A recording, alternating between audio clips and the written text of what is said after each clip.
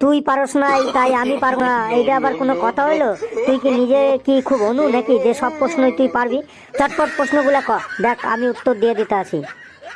বলতো কোন জিনিস সকলে খাওয়ার জন্য কেনে কিন্তু খায় না? এ তো একদম সহজ উত্তর।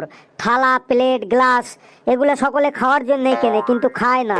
থালা কেনে খাওয়ার জন্য, প্লেট কেনে, থালায় ভাত খায় কিন্তু থালা কি আর খায়? গ্লাসে জল খায় কিন্তু গ্লাস কি আর খায়?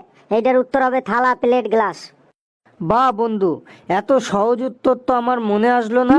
এবার বলতো, যা দিবি তাই খাবে কিন্তু জল দিলে মারা যাবে, কি বলতো? আরে গাধা, এর উত্তর হলো আগুন।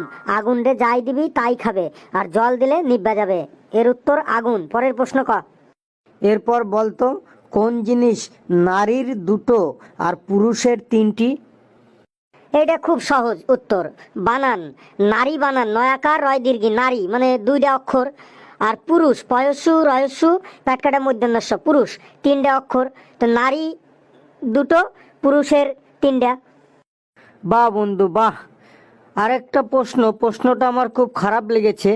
এমন কি স্ত্রীরটা দেখা যায় কিন্তু মায়েরটা দেখা যায় না?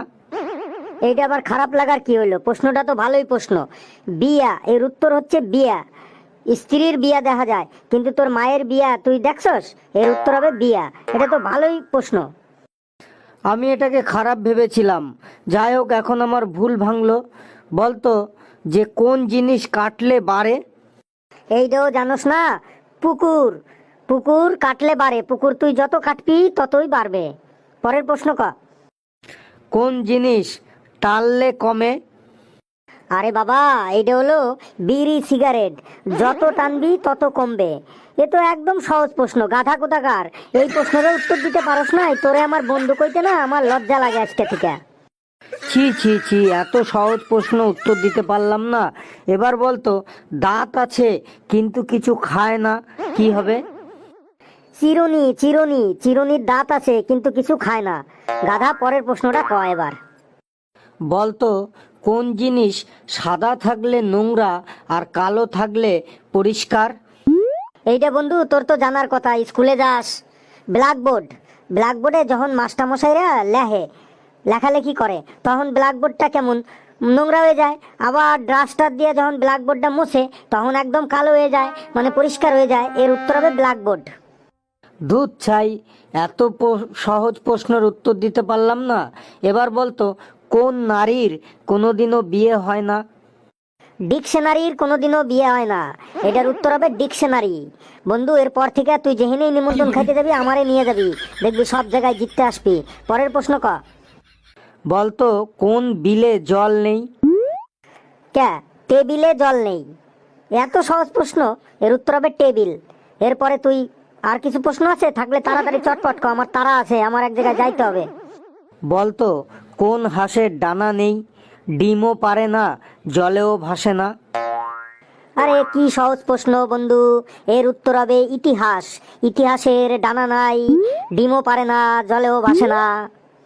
তুই কত জানিস রে বন্ধু, সত্যি তুই অনেক জানিস।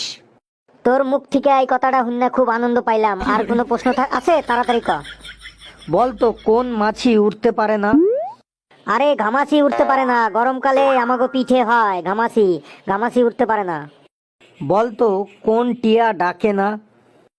কে, খাটিয়া। যে খাটিয়ায় মানুষ ঘুমায় সে খাটিয়া ডাকে না। আর কিছু আছে? বল তাড়াতাড়ি।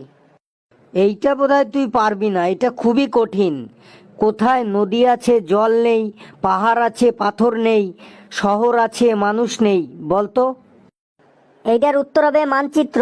মানচিত্রে নদী আছে, জল নেই, পাহাড় আছে, পাথর নাই, শহর আছে, মানুষ নাই। আরে আমার নাম ঘেটু।